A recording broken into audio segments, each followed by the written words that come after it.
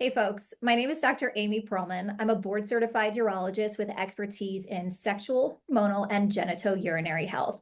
And I have a good friend here with me today. I have Jeff Abraham, and he is CEO of Promescent, a sexual wellness company. Jeff, say hello to the crew. But welcome to be here. I really appreciate this opportunity.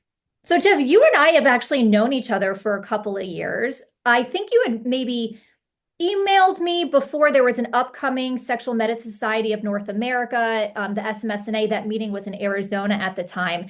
And then we got together in person at that meeting. And I remember coming by your booth and we were recording some online content at your booth. And I will tell you, and I want to tell everyone listening right now, Jeff, I will credit as being one of the people that has changed the trajectory of my career as a urologist. And then I want to explain.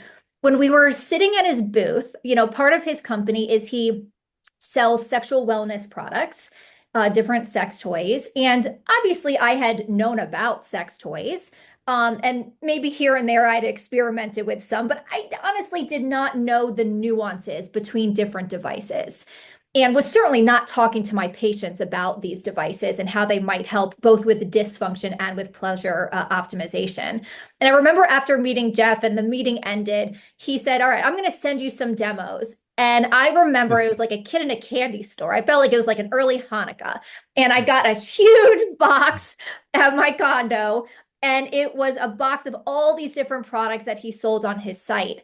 And, being a woman in men's health, there are a lot of advantages and great things about it, but the downside is that for a lot of the products specific for men, I can't try them out myself. So I'm relying on my patients to give me feedback. But with these sexual wellness products, I mean, the good news is I can try them out myself to see what works and what doesn't. And I learned very quickly, Jeff, just by going through some of the different products that you sent me, the value of these products. And I realized the value for me. And that helped me understand I need to start talking to my patients about the utility of these products. And I started talking not only to my patients, to my colleagues. I've written chapters on sexual wellness products. It's funny, all you have to do is like give one presentation, and then all of a sudden you're labeled as like the go-to person to talk about sex toys and tools. So, Jeff, I credit you because you sent me that box of demos and it was awesome. Well, I really appreciate that. And you're exactly right. It was about 3 weeks before that SMSNA in Arizona. I think it was 3 years ago exactly. And I was shocked at how underrepresented females were in the urological boards in the SMSNA and AUA. And I was shocked. I go, shouldn't the boards of any sexual society represent the people having sex, the actual the patients that they have? And there was like one woman on any board, and I saw a lot of bright young females, and I go, these people need a seat at the table. And I go, if we can help promote that, I want to be part of that, because it was just shocking to me, especially when you looked at the makeup, and it was almost exclusively males, 60 years and older, and 90% of them Caucasian. I'm like, what? I was just like, am I the only person noticing how backward this is and how insanely stupid this is? And I remember meeting you there, and I'm like, this is someone who's really sharp. This is someone with upside that I want my company to be affiliated with, because voices like yours need to be heard. People that actually care and don't go, I'm reading it in a textbook, people that are young and vibrant and still active. And so that's how we met. And you were so articulate, but you were so curious, and I'm like, this is somebody I think that's going to be significant moving forward. And if we fast forward now, there's so many people we talk to in different areas. They're like, oh, I saw that you're affiliated with Amy Pearlman. I saw her doing a thing. Oh my God, you have to be legit. So we went from a point where you were young, and now I feel like people give us credit because they go, oh, I saw her do a video on you, so you must be legitimate, because if she's speaking about you, then you're definitely legitimate. So you've come a long way in 3 years. Well, thank you, Jeff. And part of my goal, including with my content, is to really take the viewers behind the scenes, because it's rare that they get to hear from a person who's the CEO of a company, especially a sexual wellness company, to understand How did you build the company? How do you expand your product portfolio? What are the popular products? What is the future 5 years down the road for a company like yours? And I think it's helpful for me as a clinician to kind of ask these questions because I understand the clinical relevance and maybe what some of those relevant questions are. But it's rare that someone like you gets the stage outside of like selling your product. So the goal of, this recording is to take people behind the scenes really of the science behind your innovative brand and where you're going next. So, Jeff, why don't we begin by talking about how you got involved in the sexual wellness industry? Because that's not really your background in business. Not at all. I tell people that I might have taken the most circuitous route ever to being the CEO of a sexual wellness company. I had a semiconductor engineering business and I sold it at age 53, 15 years ago, was very fortunate, retired. My next door neighbor, like you, was a urologist with a specialty in sexual medicine. And I went to see him for my yearly PSA physical one day. And he's like, hey, I developed this product and I know you're really astute and very shrewd business wise. Can you help me out? I go, what is it? He goes, I developed a treatment for PE. I go, you developed a treatment for physical education? Because at the time I was 53 years old. PE was phys ed. And he goes, no, dummy. I go, oh, like ED is erector. He goes, yeah. One thing just led to another. And I was like, does this stuff work? He's like, oh my God, yeah. We developed it. It's science. We're going to patent it, blah, blah, blah. And I said, is it prescription? He goes, no, it's over the counter. I said, give me a sample. I'd love to try it. So I took it home with my girlfriend at the time and we tried it. I was like, oh my God. I'm like, what is this? And the next day I wrote him a check for 100 grand. I invested in the company. I'm like, this stuff is dynamic. And I ended up, because I was bored, writing him a business plan. He goes, that was pure genius. I go, no, you're the doctor. You have all the technical skills in the world. I'm a businessman. It's not that hard. There's a big need for this. One thing led to another, and I ended up taking over the company. And I was just fascinated because I've always been really open. I've never been a type of person that can't speak my mind. I love learning. I love interfacing with people. And I became a really hands-on CEO, talking to our customers, talking to his patients.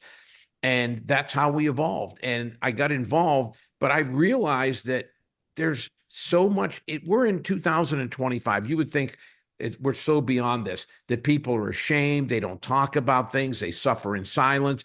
I've talked to married couples that literally have not had a satisfactory sex life for 15 years. They don't discuss it. They just go, this is, I guess, what I have to live with. So the idea of helping people is what really was the genesis of me getting involved, and not realizing that everybody is open and honest and communicates in relationships, and how many people suffer in silence. Even if they're not in a relationship, they will just go asexual. If they don't feel they can perform, they literally just stop dating and go, I have to live the rest of my life like a monk and not have relationships. Mm. Jeff, thank you for sharing that experience and your role in the company. I want to ask you a follow-up question here. When you initially tried the product and you were dating your girlfriend at the time, did you consider yourself as having premature ejaculation, or you were just interested in seeing if it could help you last longer? I was just seeing if it could help me last longer. I didn't have premature ejaculation, and we had a pretty robust, pretty, healthy sex life. But like everybody, you always want to go, is there something more? Can we take this Mhm. to the next level?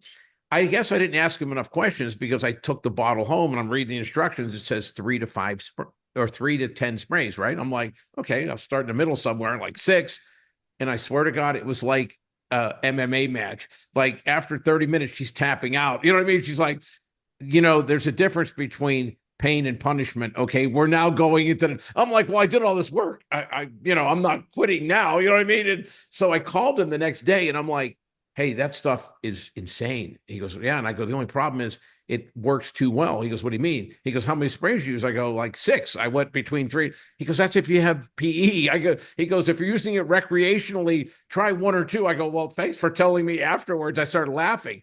So I didn't have PE, but like a lot of men, you're very acutely aware because everyone's aware of the arousal gap between men and women. Sometimes women take a little longer. And people think you watch porn. Every single person does, believe me. There's 99% admit they do. The other 1% is lying, okay? Everyone in there is curious about how other people do it. And you watch pornography and you see a guy lasting 45 minutes and then he runs across the room and then shoots his partner in the head from 30 feet away. That's not how real people live, Not okay? actually shoots the partner, but I'm Well, not yeah, sure, I should say ejaculates. ejaculates. Yes, Right. exactly. Like, Yeah. what kind of porn are you watching, Jeff? Yeah. Not snuff porn. No, this is like, yeah. Okay. So the average man lasts 5 minutes, 42 seconds. The average female takes whatever, So it's one of those things that a lot of guys are very aware. Has she finished it? Okay, can't stop. You know what I mean? And all of a sudden, when that's taken out of the equation, and all of a sudden you go, do I want her to have 2 or 3 orgasms before I finish? It's a powerful feeling as opposed to not yet, not yet. Oh, as good as this feels, I have to wait until she's done. And when guys get that feeling, it's a feeling of, wow, I know that my partner will be satisfied. And I really like that idea as opposed to not yet, because anxiety and pleasure are two completely different feelings and they should never intercede. If anxiety enters into your lovemaking, it's not a good thing. Okay.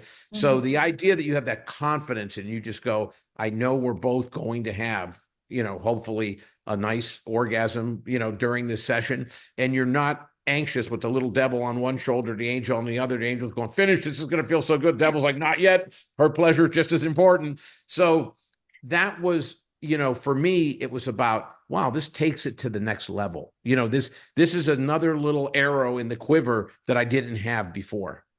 Jeff, you bring up a really great point there, which is that there is utility to using delay products in the setting of someone who doesn't have a problem, who Yes. just wants to last a little bit longer. But it is important to dose it a little bit differently, where you're using 1 to 2 sprays rather than something like 6 sprays.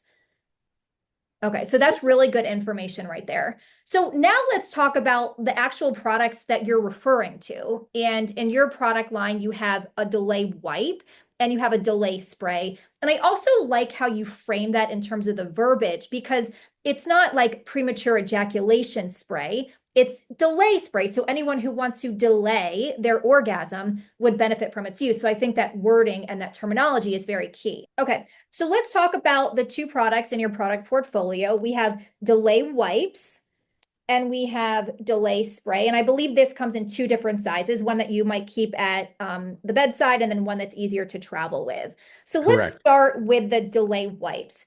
What is in this product and how does it work to delay orgasm?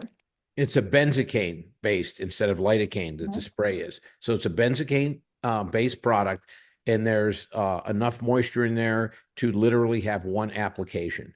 So what you do, and we say a lot of cases, it's something that's on the go. You're going to a club that night. You don't want to carry a bottle around with you. You take the delay wipe. It's very convenient. It's not eutectic. There's not enough liquid in there to make it eutectic. So, But okay, I'm going to pause you there for a yes. second because you mentioned this terminology to me recently and I thought it was a spelling error. I had no idea what you were talking about. Please describe what eutectic means. So eutectic is a terminology that changes the crystalline structure, in this case, lidocaine. So you take lidocaine. Lidocaine in its native form is a crystal. It's like a solid. It's like a grain of salt.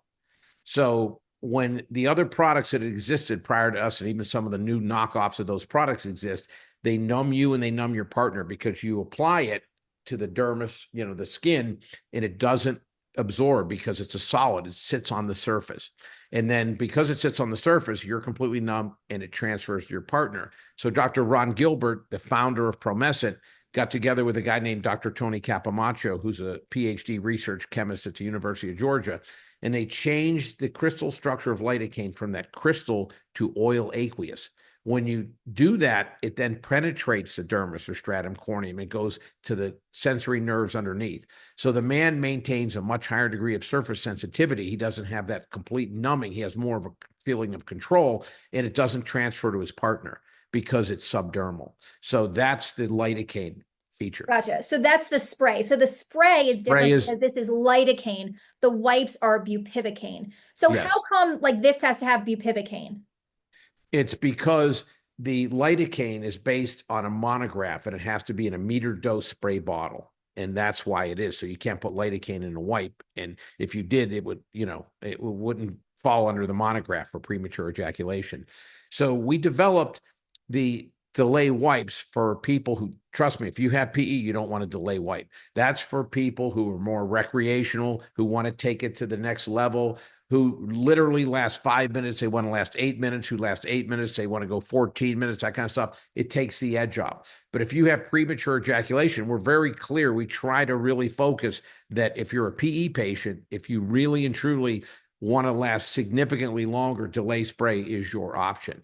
But delay wipes, there's a market for it. A lot of people love it. Looks like a condom. It's in that same thin little thing. It goes in your wallet, it goes in your pocket. And a lot of people don't want to go out, or even they go to their girlfriends for the weekend. They don't want to carry a bottle around with them. They like a couple little wipes that they tuck away, or they go to a club one evening and they want to bring that. So for someone who's more of a recreational user, someone who just wants a little extra edge, the wipes are perfect. We have some people that use both, that literally they have Promescent by the bedside, the Promescent delay spray, and they take the wipes with them.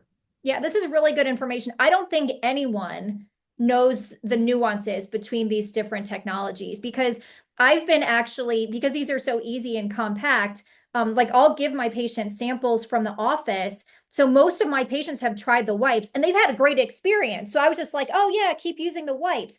And I had no idea the main differences between these two products, other than they're just like different ways of giving the medication, but they are different medications and they're really designed to help different types of I was people. just going to say that the hardcore PE patient needs spray. Someone who wants to last significantly longer needs delay spray. Someone who wants that little edge, who's more recreational, the wipes work just fine.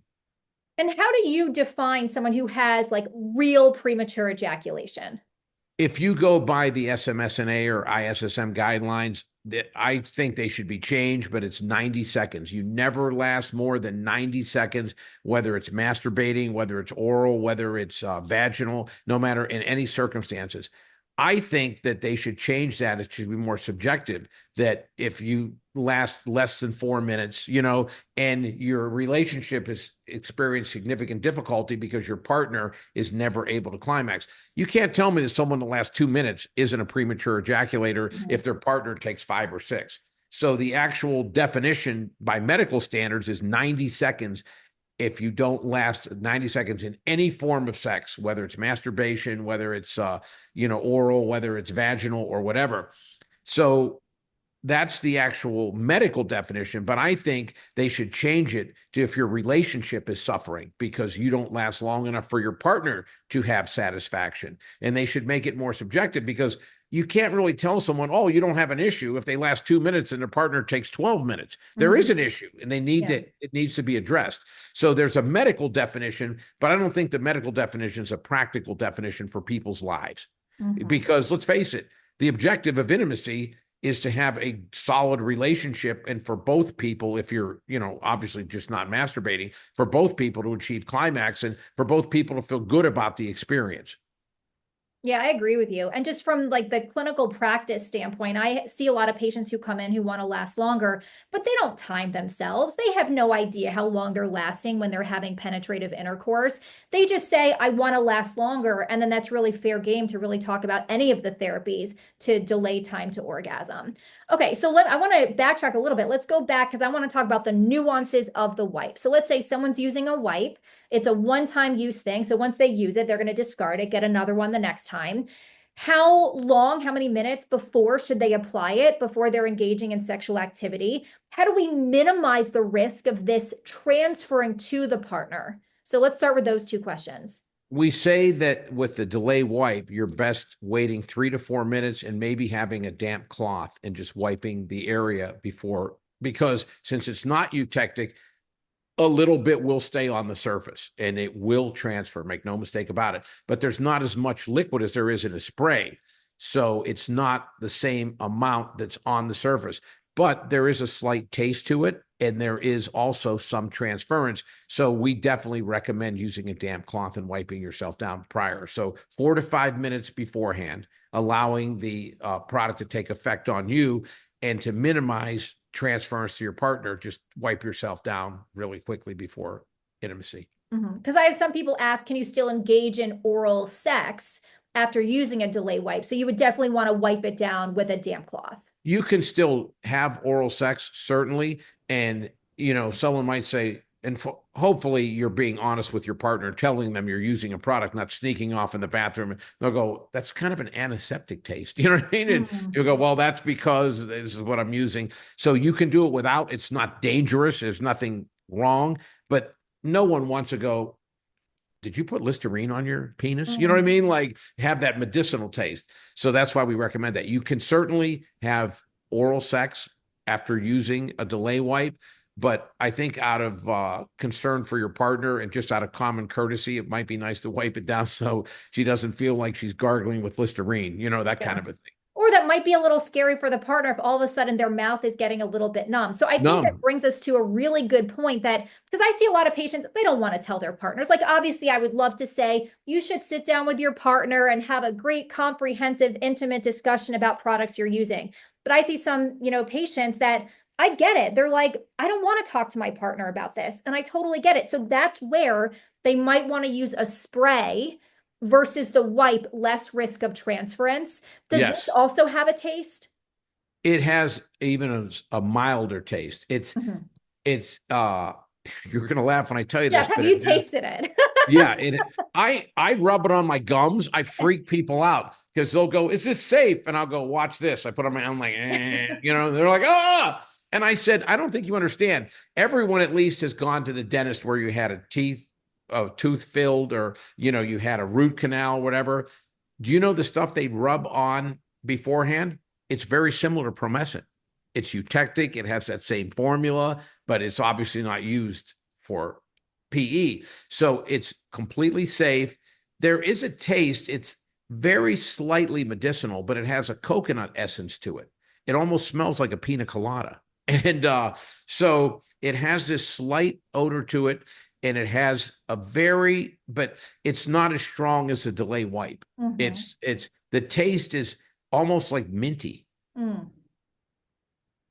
Okay, well, that's But we good. always tell people, unlike you, I wouldn't want to be intimate with someone if they were rubbing something on their genitals and not telling me, just in Mm. case I had an allergic reaction to whatever they're doing. And maybe it's because of my age and how long I've been on the planet. I'm over secrecy. It's like I'm human, okay? If I want to use this, let's both be involved in it. You know what I mean? So that we both know exactly what is going on here. So all of a sudden someone doesn't go, "Oh my God, I'm breaking out in a rash. I'm allergic to lidocaine." You know what I mean? You should have told me that kind of stuff. So, but I realized because one of our most frequently asked questions is, how can I use this without my partner knowing? And I'm just like, oh, it men are so fragile ego wise. They have to appear to be a sexual Superman with no help. It's just in the male DNA. I swear to God, it's so frustrating. So you can certainly get away with it if you want to, just wipe yourself down. But my suggestion is open up, you know what I mean? And share with your partner. For God's sakes, you're being intimate with them. Is Mhm. there anything more intimate with that? And you can't really share that, hey, this is what we're doing. All right, Jeff. So I'm going to put you on the spot here. How would a guy go about telling his partner that he wants to use a delay product in a way that the partner's like, heck yeah, let's do it, versus why do you need that? Do you have a problem? Yeah, no, I'm very open. That question has come up before. And I always tell people, say, listen, I really enjoy our intimacy. I think we have a great sex life, but I'm always looking to explore boundaries. I'm always looking to see, can we go further? This fits in with that narrative. It's not like either one of us have an issue. It's not like there's something missing, but Mhm. why not go to the next level? If we're 9 out of 10, why not go to 9.5? If we're Mm. 7 out of 10, why not go to 8.5? And I always bring back because the same thing comes up. I have women ask me, how can I bring this up? We need this in our relationship. How can I bring it Mhm. up without hurting my husband or my boyfriend's feelings? I say the Mhm. same thing. If someone went up to Michael Jordan, who's arguably the best basketball player ever to live, and they said, you shoot free throws at 90%, how would you like to shoot 91? You know what he'd say? Hell yeah, I absolutely want to do that. If someone went to Tom Brady and said, you can throw a football 70 yards, would you like to throw it 72 yards? He'd go, hell yeah. The best at anything are very secure that they're good at what they do, but they would love to go to that next level. If you ask Rory McIlroy or Tiger Woods, you you average 18 putts per 18 holes. Would you like to average 17.4? They'd go, absolutely. People that are secure and really good at what they do are always go, can I take this a little bit further? That's just what people that are successful do. That's people who push boundaries do. So what I tell people, the way to explain it is, oh, we're not deficient, because then someone feels like, oh my God, I'm being judged. I'm not good enough. I'm failing. That I'm inadequate. No one wants to feel inadequate. No one wants to feel like I can't do what I want to do. So it's how you phrase it. It's how you package it. Is let's take it to the next level. Not we're falling short. Mm-hmm. Jeff, I loved how you phrased that. It sounded really sexy. And I can imagine, I mean, you're saying your product is like the Michael Jordan, right? The Yes. sexual wellness products, which I love. It's like the real goat, right? That's what Yes. kids say these days is a goat. Um, Yeah. but we're talking about someone who's already secure in their sexuality and their performance. But what about a guy who really has a problem where he's only lasting a minute during sex? Like, what's that guy gonna say? I think the best thing to say would, I really want to please you. I really think you're sexy. I really want to be the best man that I can be for you. And Mhm. this will help me to do what I want to do. This will help me to be who I want to be. I Mhm. think don't make it personal to her, because I know a lot of guys have told me, oh, I don't last long enough because my partner's so sexy that I can't last. That to me is shifting the issue. Okay. If you want to last, don't say like, oh, you're too hot. Okay. That's a cop out. I mean, it's like, what? It's like, take ownership and say, I want to be the best person I can be for you. And for me to do that, this will help me get there. And I think that's a positive. What woman, what man doesn't want their partner to say, I want to be everything I can be for you? You know what I mean? This isn't about me. This is me being who I want to be for you. No matter what people tell you, I've heard people make light of people with ED and PE. Oh, you just don't care enough to satisfy your partner. Oh, you're just getting yours and then you're uncaring. Let me tell you something. After having done this for 15 years and talked to thousands of people who suffer with this, there could be nothing further from the truth. A guy who suffers from PE desperately wants to please his partner. He's not selfish. He's not uncaring. It's exactly the opposite. And unfortunately, comedians make light and jokes about PE, and everyone does. It's part of our society. But that furthers the shame and furthers the issue where people just withdraw and say, well, if that's the case, I'm not going to be intimate. So I think you need to own it and stand up and say, hey, let's dispel one myth right off the top. So many people say, oh, you're weak mentally because you don't last long enough. There's prostatitis, there's hypersensitivity to penile nerves, there's so many issues, low testosterone, that can lead to PE. It's not this old wives' tale that you just don't care or you're weak mentally. There are physiological issues. And I tell people, would you be embarrassed to take insulin if you're diabetic? Of course not. Would you be embarrassed to literally take chemo if you were a cancer patient? Of course not. Then why should you be ashamed that if you might be predisposed to be an early ejaculator due to low serotonin levels in your brain or hypersensitivity or prostatitis, why should there be that shame? The answer is there shouldn't be. Every single bodily function that might have an issue, there's remedies that you can help that. Okay. Don't be ashamed. Just go, hey, I want to be the best version of me, in some cases for you, and this will help me do that. So it's eliminating the shame, and it's about educating people. And at the end of the day, the most pertinent fact is the average man lasts 5 minutes and 42 seconds during penetration and thrusting. We're not talking about PE. The average healthy adult male, the average female without prior stimulation takes 18 minutes to achieve climax. It's called the arousal or the orgasm gap. So let's not even talk about PE. You might need some help depending upon the situation just to satisfy two healthy people because of the disparate notion of how people reach climax. So it's something that the education part of it is key. It's not just you. Everyone faces these issues. Some people face them head on. Some people try to tiptoe around it. And some people just withdraw and say, I'll just basically not be intimate. And life is short. You need to enjoy it. And part of it is hopefully having a great intimate relationship with a partner. Yeah. And I've seen, in some places online that premature ejaculation worldwide is the most common sexual dysfunction. So, and then you just expand that and you say, like, how common is it for someone, a man, to want to last longer? And I don't even know if that number exists, but it's got to be a very high number. It's insane. Yeah. I'll be honest with you. I can't tell you how many times in my life we've come up in a social situation. People go, "Tell me about that company of yours." I start telling them, and people are like, "Oh, that's the last problem that I have." You know what I mean? I'm in a group of people, and then later that person will either reach out in person, email, text message, or a phone call and go, "Hey, I do have that issue. Can you help me out?" And I go, and I think to myself, they were afraid to bring it up in a setting with anyone else there, but they will confide one on one, and they will tell you. And then I say, "Hey, if they're one of my neighbors, I'll drop it off in your mailbox, try it out, that kind of stuff." I can't tell you how many people that have come to my home to do work, like construction people or painters or whatever. My office, you can see behind me, it says Promescent. People go, "What is that?" And I start telling them, they'll go, "You have a sample of that?" I go, "Yeah." And then they'll call me and go, "Oh my God, that saved my marriage. Oh my God.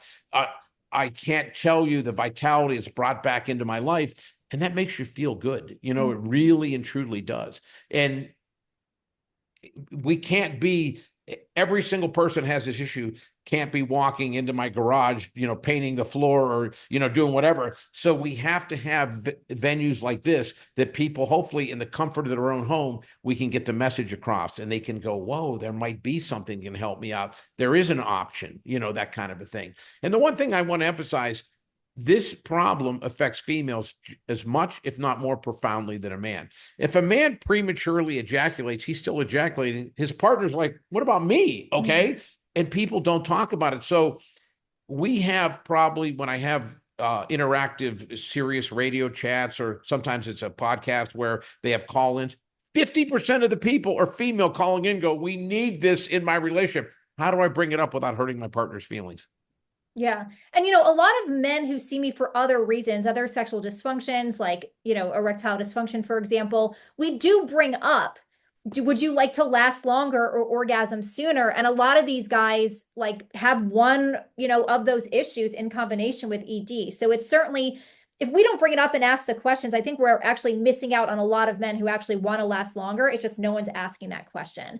So one more follow-up question related to the wipes. How long would this typically last on someone? And where should they be applying the wipe? Any desensitizing product, the ideal situation is the underside of the frenulum, which is the head of the penis. Yeah, so let me Okay. just show that real quick. So oftentimes the most sensitive area on the penis is going to be this underside right here. That is the area. So I always tell people start there, because that generally, if you're going to trigger ejaculate early, that's where the sensations are coming from. When you start using it, you'll start getting an idea that, hey, I did that, but I want to last a little bit longer. Then I'll say, go down the shaft on the underside, maybe on the upside, but start there, because that generally will give the person the level of control that they need. Do you find that there's a difference in need for these products between men who are circumcised and uncircumcised? And I don't know if you would see that from your perspective. I've asked. It's funny you say that, because no one would ever say, "Hey, I'm using." So I've actually asked, and certain ethnicities have a higher incident of circumcision, because in certain cultures, it's like, no, you don't do that. In certain cultures, it's just standard. So I was curious, and I started talking to some people, and I started asking our customers, "Are you circumcised, uncircumcised?" I will tell you that from what I've seen, that people who are uncircumcised generally tend to have a little bit more sensitivity. And maybe it's because your penis basically has a sheath around it, and you're not rubbing against your underwear, that kind of thing. So you're more sensitive. So I will tell you that this is certainly random and non-scientific, but I've talked to tons of people, and I do know that people who are uncircumcised tend to have a little bit of a higher sensitivity and a more higher tendency to prematurely ejaculate. Yeah, it is a very interesting question, and I get asked about this. It's not rare that I get asked about this. And Yes. a lot of people will say, and based on the research, that there's no difference in terms of sensitivity between someone that is circumcised versus versus not circumcised. It is a very polarizing topic. And I think, like, I acknowledge that if you change a structure involved in the penis, whether there's foreskin or no foreskin, there is a possibility that sensation will change for better or worse. So I just think it's Absolutely. interesting. And these products certainly can be used for men who are circumcised or uncircumcised. Absolutely. We have both that use it regularly, and we have literally hundreds of thousands. We sell millions of bottles of men who both use it successfully. And like I said, just the anecdotal data from talking to people, I just know that people that are uncircumcised tend to use a little more product.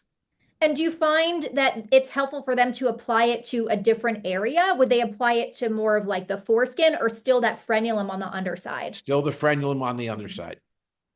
Okay, They wait excellent. till they're somewhat aroused, and they do it on the frenulum on the underside, just from what Mhm. I've been told.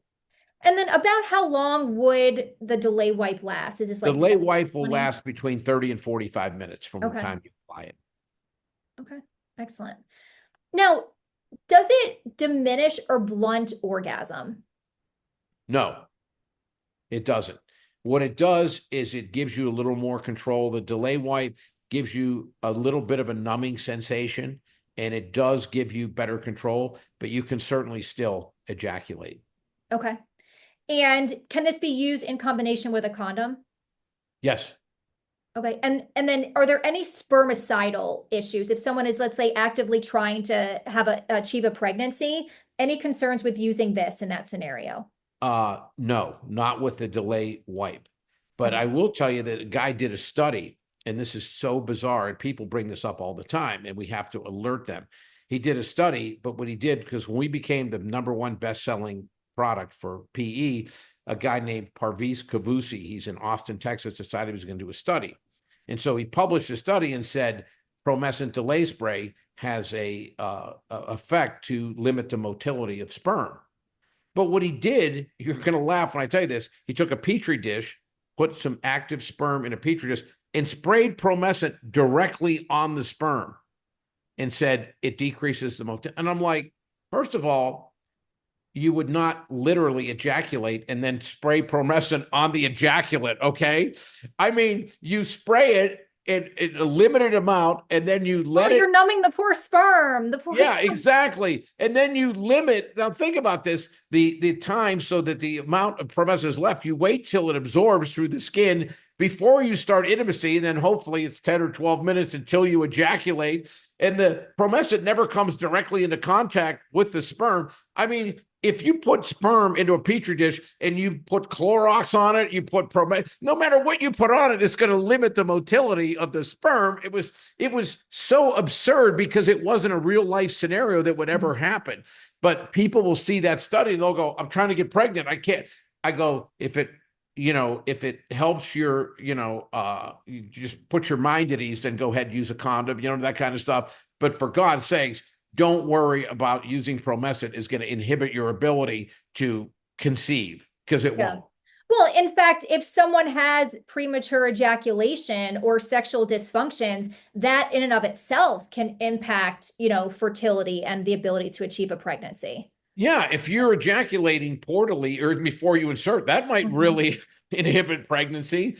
And a lot of people will tell you that if they prematurely ejaculate, they don't have a really powerful orgasm. In some cases, it's muted because it happens so quickly, and maybe the anxiety, it's not that really build up and thrust and that really intense ejaculate that people tell we talk to people all day every day, people that are customers, and one of the things they tell us is if I last 15 minutes instead of a minute and a half, I have a really strong powerful ejaculation as opposed to this muted.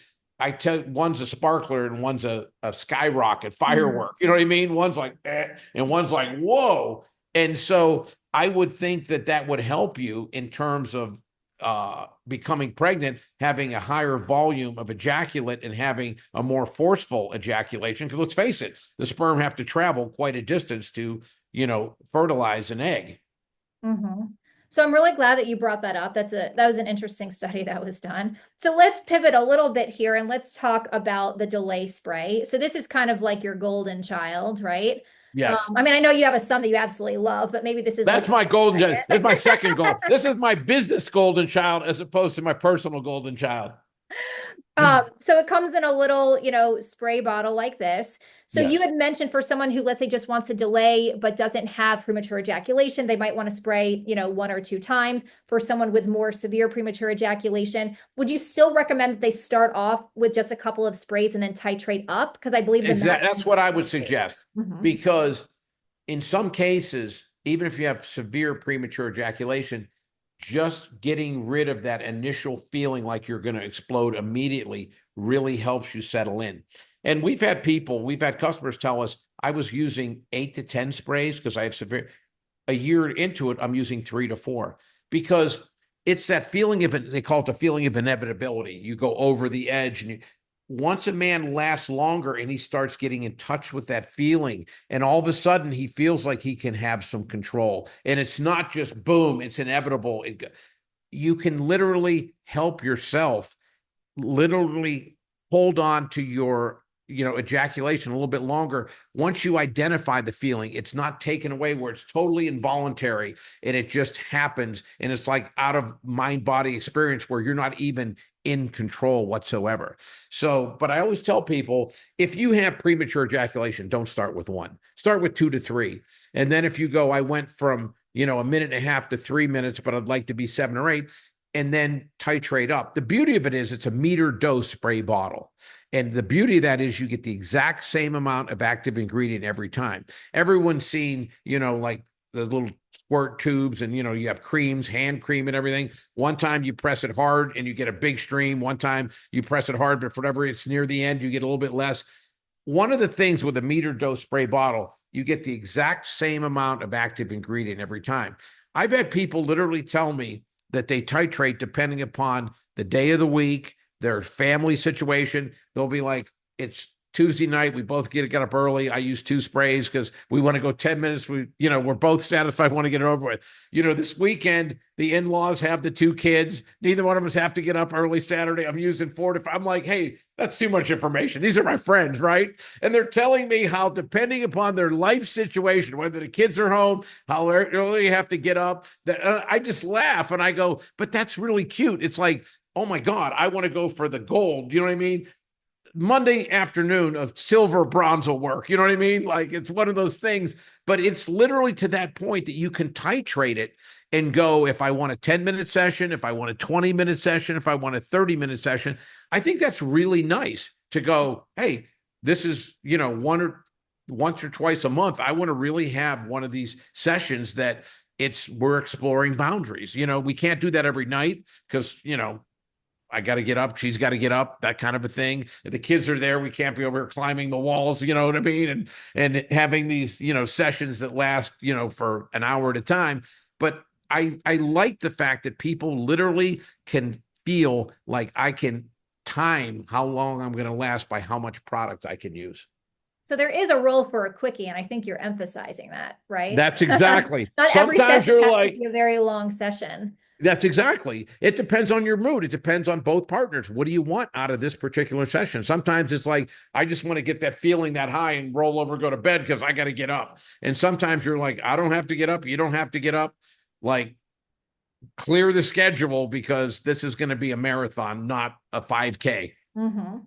So for the spray, are your recommendations the same for application where you start on the underside of the penis by the Start on the frenulum? frenulum, underside Mhm. of the penis. Absolutely. Okay. And then how long does this typically take to take effect and to absorb into the tissue? It's about the same time, which is about 5 to 7 minutes, but we say 7 to 10 because we want it to absorb. You'll have the effect, but we want to make sure everything's absorbed so that your partner will not feel the transference. So even though it's effective for you in probably 4 to 7 minutes, we say 7 to 10 because at that point all the lidocaine is absorbed and it won't transfer to the partner. So we say an extra 3 to 4 minutes just to make sure that lidocaine has absorbed.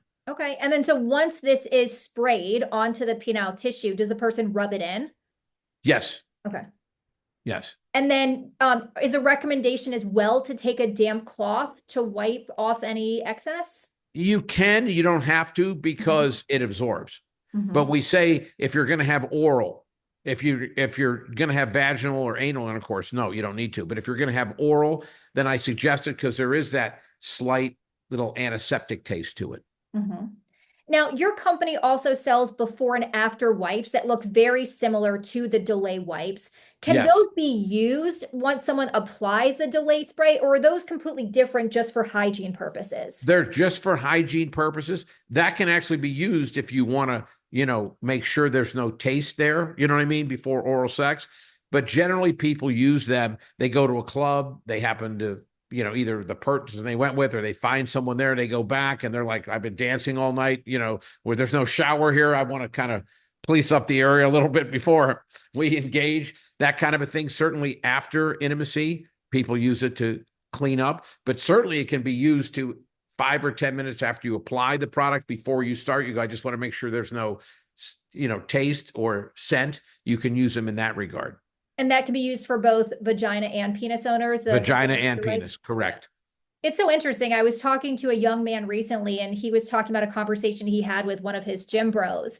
And they were talking about when they go down on women, the taste of the woman will either encourage or discourage them from ever wanting to do that again. And I think this is a very sensitive topic because you don't want to offend your partner by telling them you don't like the taste of their body. But if someone is out dancing for a few hours or you go out to dinner and you come back and you're not showering, obviously the taste of one's genitals, if they're like sweating or out and about, whether it's a penis or a vagina, is going to matter. So I think it's a good Yes, idea for people to maybe consider some of those wipes for hygiene purposes. it's one of those things that you're exactly right. It's a sensitive topic, Mm-hmm. and it's one of those things that make it a non-sensitive topic by using a product like that. Then there's no issue. Yeah, I And think I would be it would be great. I think if a partner said like, "Hey, let me like clean up a little bit so that this yes, tastes good." Like I would be like, yeah. "Wow, that's amazing. Thank you for thinking about me." Again, we sit right back to what we were talking about earlier when we talked about, well, if you say, why are you using this product? Frame it like I'm doing this for you. You know what I mean? Make a person feel like I'm special. My partner is doing everything possible to make sure I have the best experience, whether it's how long they last, whether it's how they taste, how I taste, let's face it, if you're in a 69 position or just performing oral sex, is there anything possible more intimate than that? Having your face buried in your partner's genitals? The answer is no. That is the height of intimacy. I mean, let's face it, even if you're having intercourse, it's not quite as personal about, you know what I mean? So you want to make that as pleasurable as possible. There's no issue there. That I don't think anyone can debate that, okay? That is the height of intimacy. And if you want to have that, you want to take away any anxiety on either partner's like, oh my God, I don't know how long I could do this. You know what I mean? I'm going to pass out down here, that kind of a thing. So I think it's really important, but frame it as not like, oh my God, I have to do this or else I can't handle this, as opposed to, hey, let's just really enhance this process. So I have two follow-up questions. Can the before and after wipes be used along like the anal area, Yes. like to clean? Okay. Yes. And then what about using delay wipes or spray on a person who's, let's say, bottoming or someone who is a receiver for anal intercourse and let's say has some discomfort? Might some of that numbing help the person who's receiving? We've had people tell us that they use it for anal intercourse, and it really, not the person to delay, but the person receiving, to say it makes it much more tolerable, and it takes away some of that pain, and it just makes it a lot easier to accommodate your partner if you're on the receiving end of anal. So we don't really promote it for that, and we've never done any studies. We have clinical studies for everything else, but just talking to some of our customers, that it is used for anal. Mm-hmm. Can the delay spray be used as well with a condom? Yes. Okay. And would that be the same recommendation? Like if they're using the wipes or the sprays to apply it, let it kick in for, let's say, 4 to 5 minutes before putting on the condom, or would there be an issue with putting on the condom right away?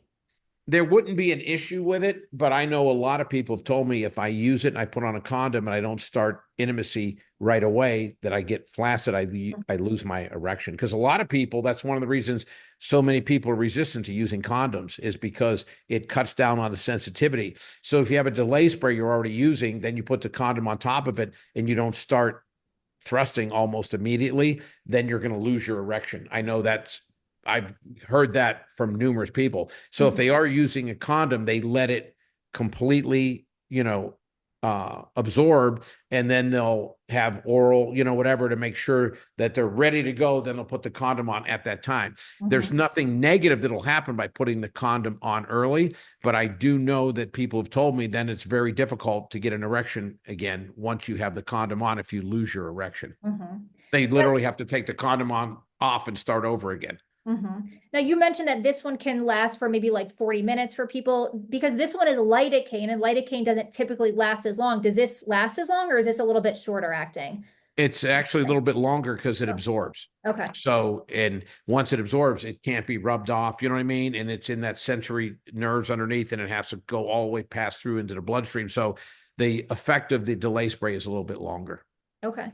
So if someone, let's say, applies too much and is worried that they've numbed their penis, like, okay, so in that moment during that intimate experience, that's just the way that it's going to be. Is there any risk for long-term desensitization using either of these products? We have not experienced that, and we've had customers that have, I think our longest using customer is 12 years. And I think he's ordered 75 times in 12 years and he still loves the product.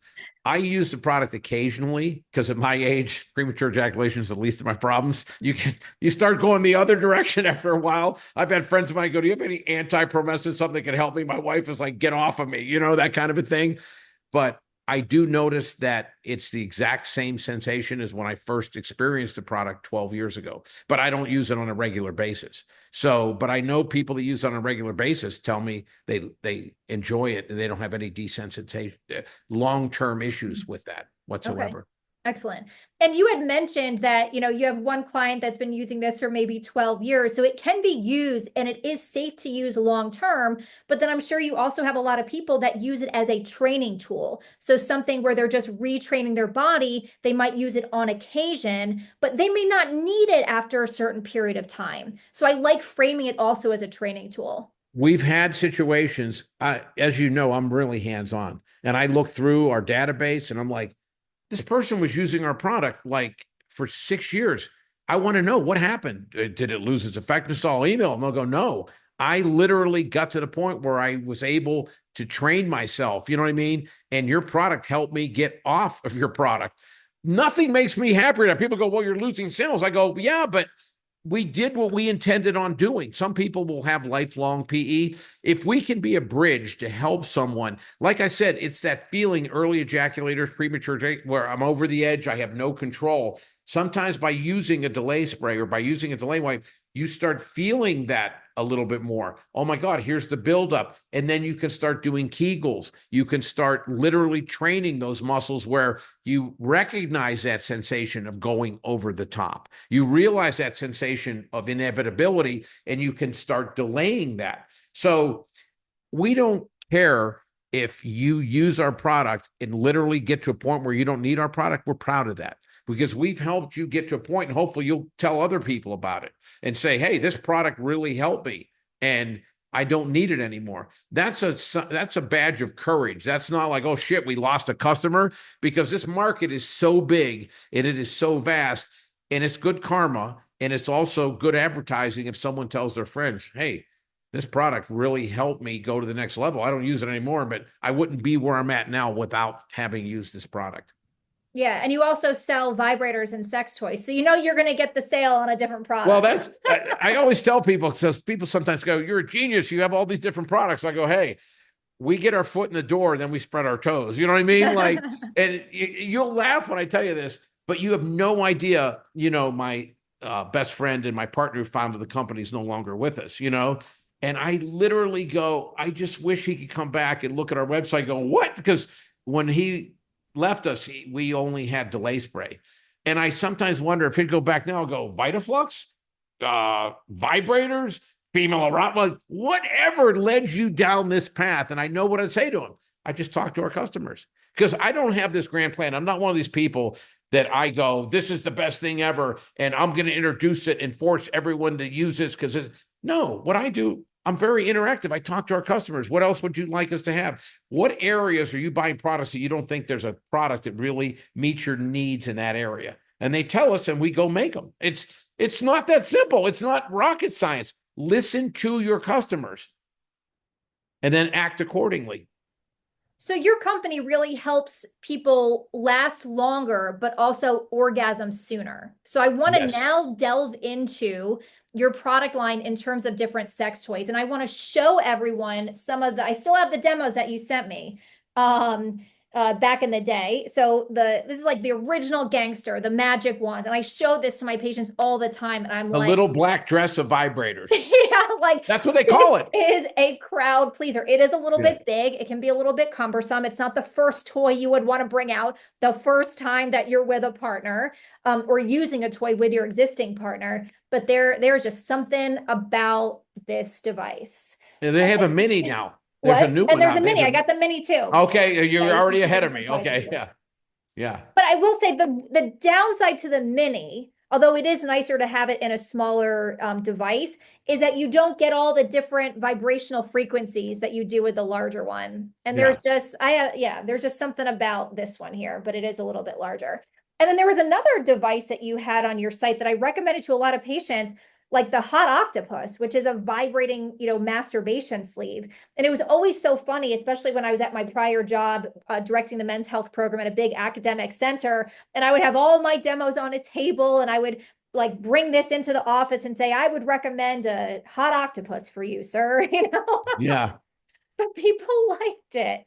You know what shocked me is how popular and how many male masturbation products we sell.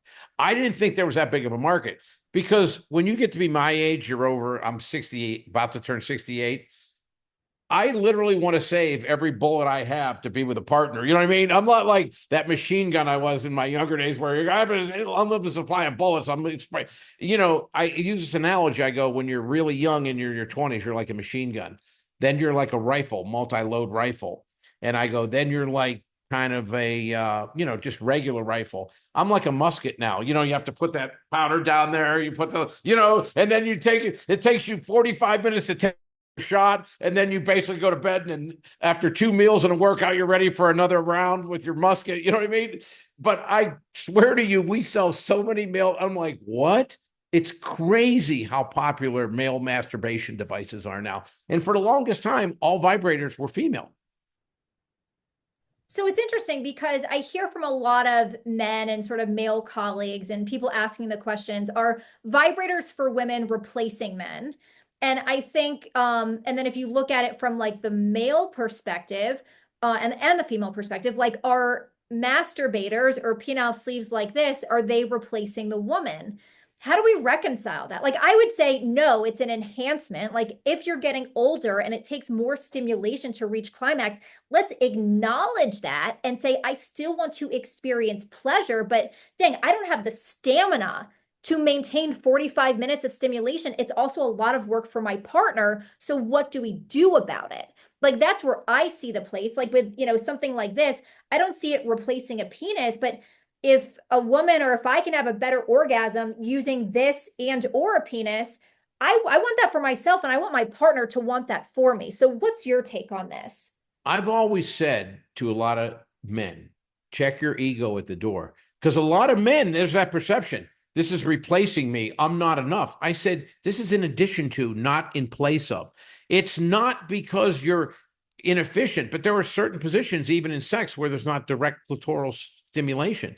So go at it. But if you can incorporate a bullet vibrator or any kind of vibrator that applies direct clitoral stimulation and gives your partner more intensive orgasm, why wouldn't you want that? Okay. Why would your ego getting in the way of saying, I can be the only one around the vagina right now? You know what I mean? No, you want your woman to have the most intense and the highest number of orgasms possible. That's going to make sure that you have as many as possible, because when you have really good intimacy, your partner's like, I've got to make sure that person is receiving pleasure as well, because I don't want to lose what we have together.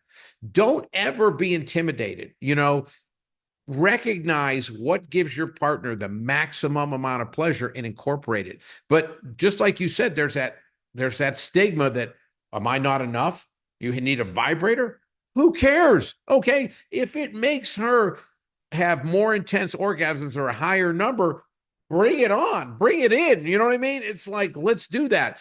The only thing I will tell you with the male masturbatory products, most males have a higher refractory time frame. So if you use that and you're not in your partner or ejaculating with your partner, you're over there by yourself, depending on your age, it might be 10 minutes or 10 hours until you're ready to go again. So you have to be a little more careful if you're a man and you go, hey, watch me use this masturbation tool. And then you're like, well, maybe tomorrow we can have another bout. And she's like, wait a second, what happened to me? That kind of a thing.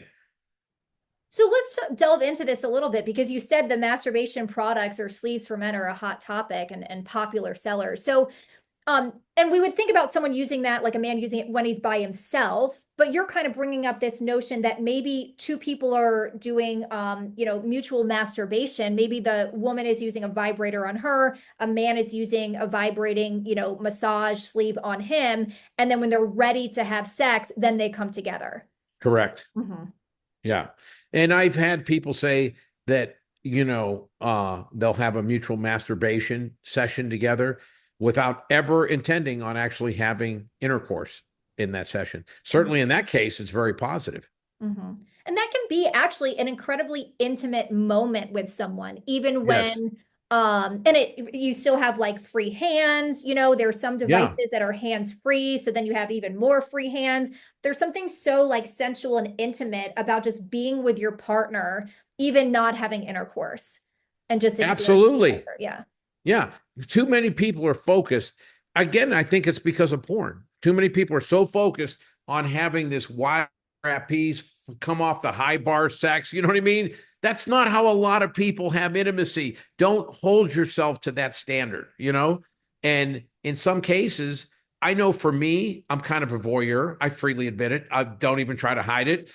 And a lot of times, if I'm early on in a relationship, I'll ask my partner, I want you to masturbate for me. And sometimes they're really shy. Why would you want to do that? I go, listen, every person is different. Okay. Now I can learn over the next couple of months just through trial and error, but there's no better way for me to know how to please you than to watch you please you. Mm-hmm. Because when you're going to masturbate, you're going to go right to the areas you're going to have a certain rhythm. You're going to have certain ways that you touch yourself that, because of your particular body, that's what works for you. So you can let me fumble around over the next 2 months to eventually figure it out, and maybe sit there and go, oh, I wish he wouldn't do that. You know what I mean? Without feeling comfortable enough to say it. Or you can give me the guide, the cheat code, by watching, you know what I mean? And going, oh, because when you're a man, it's a little more difficult. I've never met a man ever in my entire life that went, I don't like oral sex performed on me.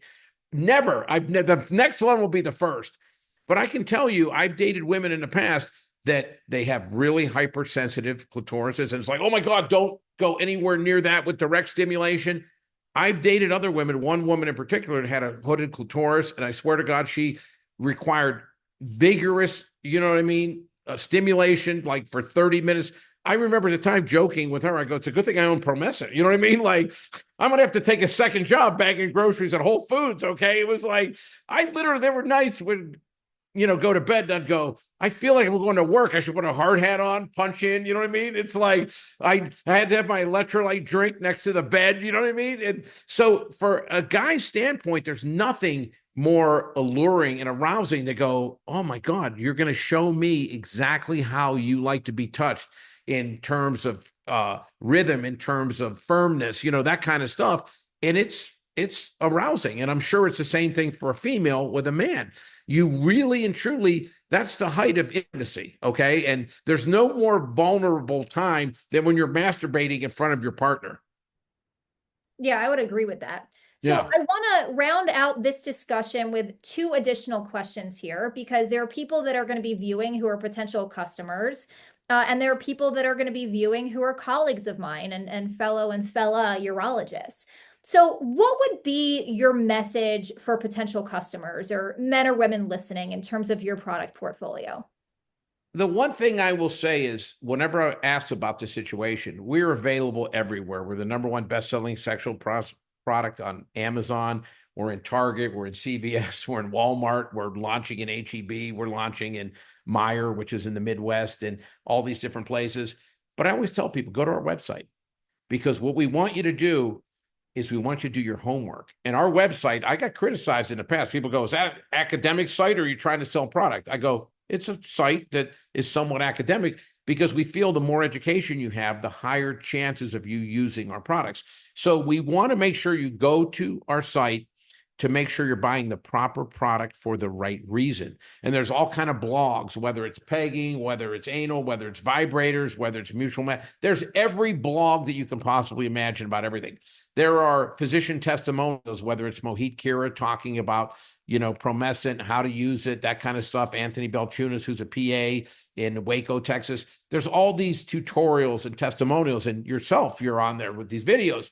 So I tell people, number one, we want you to use the right product for the right reason. Okay, so that's very important.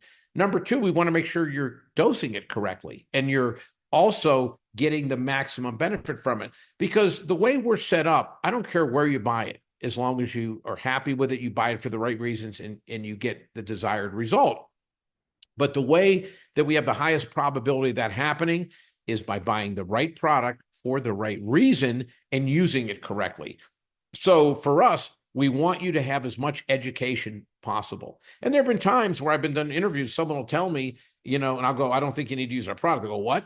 I did a call-in show. It was a serious radio station about 4 months ago, and someone called in. They had portal PE. They would literally ejaculate during foreplay. And they go, I'm going to try your product. I go, I really think you need to see a urologist, have a complete workup first. I think you need a SSRI. You have severe portal PE. I'm not sure a delay spray, a topical alone is going to do it. Maybe, and I recommended a couple of urologists who were in their geographic area. I said, maybe they'll prescribe Promescent in addition to it, but I don't want you to just use our product because I don't think you're going to have success with it. And they were like, wow, you're telling me. I said, I want you to have success. Our goal isn't to sell 120 spray bottle to every single person and have them never come back because they're not using it correctly. Our goal is to slowly increase the number of people that are buying it for the right reason and using it correctly and having success so they tell other people. A lot of our growth has been very organic. I'm very proud of that. We have something called ZigPoll on our website, which is how did you find us? And when we only had men's products, the only thing we had was delay spray. Never once did anyone go, oh, a friend told me about it.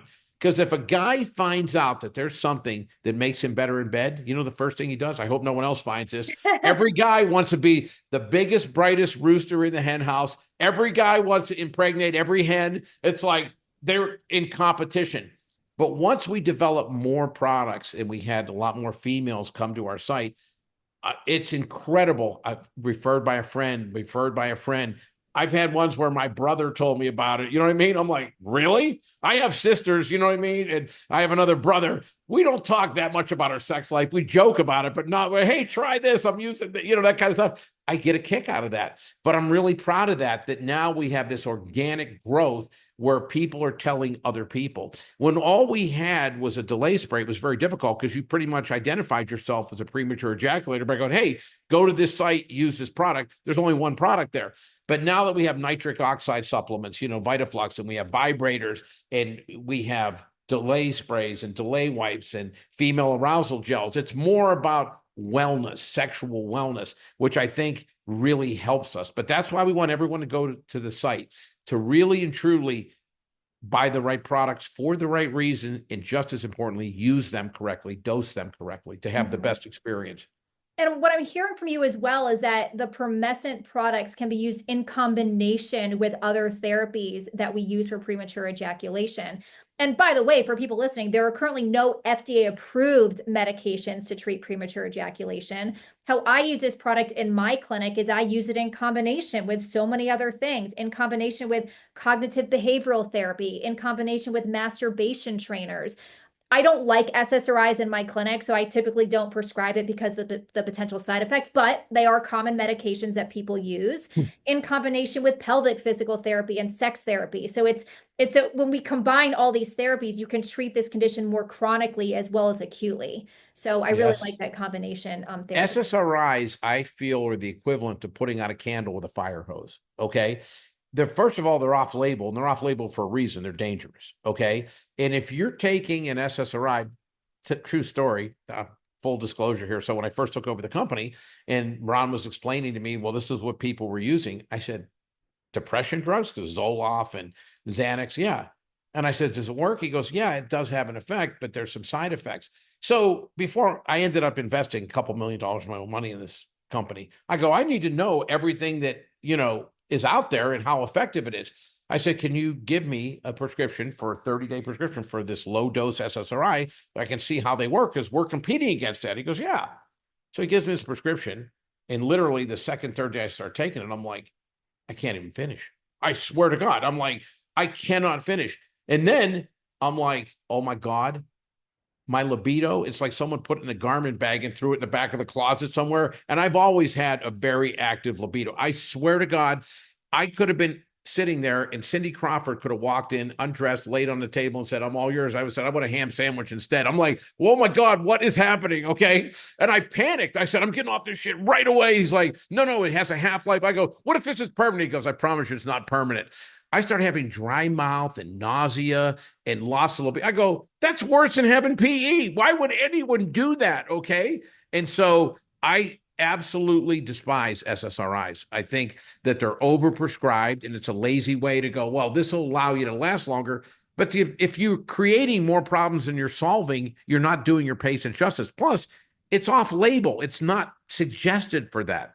Yeah. But I believe that Kegels and behavioral therapy have a place at the table. They certainly do. They have an effect. And some people need a combination. And you can eventually wean off of one, or use one. But the objective at the end of the day, find out what works for you. And that's what we want. We want people to have better intimacy. We want people, whether it's without us, or whether it's us temporarily. If everyone in this world had better intimacy, there'd be less strife, less worries, less wars, less murder, less everything. If people are satisfied and happy, they're not doing bad things. Jeff, I think that if you were on Miss America and I were interviewing you and I said, how would you solve world peace? Maybe your response is delay spray and wipes. That might be the case, but this is But a I think you video. might be onto something. People who have Yeah, great sex are great people and tend to be happier. And I don't they need a do. research study to tell me that. That That is something that I hold to be true, and there is nothing that could prove that wrong. Let me tell you something, and I'm just being honest. Sometimes you're in a great relationship with really good intimacy, and you'll be somewhere, someone will go, why are you so happy today? You'll go, what? And in your mind, you go, oh, I know why exactly I'm so happy. And I really don't want to tell the cashier at Whole Foods. You know what I mean? Like, I just had this great night with my girl. But it's true. You have more bounce in your step. I don't know if it's the endorphins or whatever. Everything, food tastes better. Music sounds better. I swear to God, colors are brighter. And then if you go through a period where you're not having good intimacy, you're not in a relationship, you're just kind of like, that kind of a thing. I think that's where that scenario comes from. Everyone's heard people say this.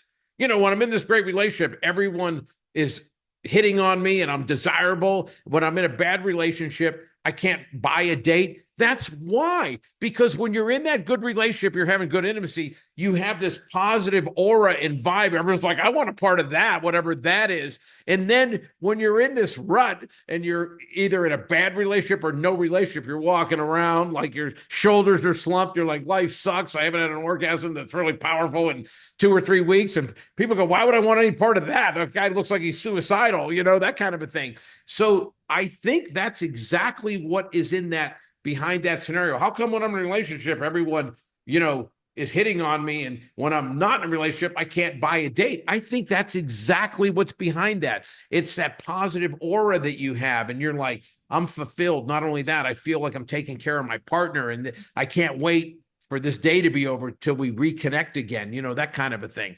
I love it. Jeff, thank you so much for sharing behind the scenes of your product. You're in the business of helping people have great sex. I love everything about it.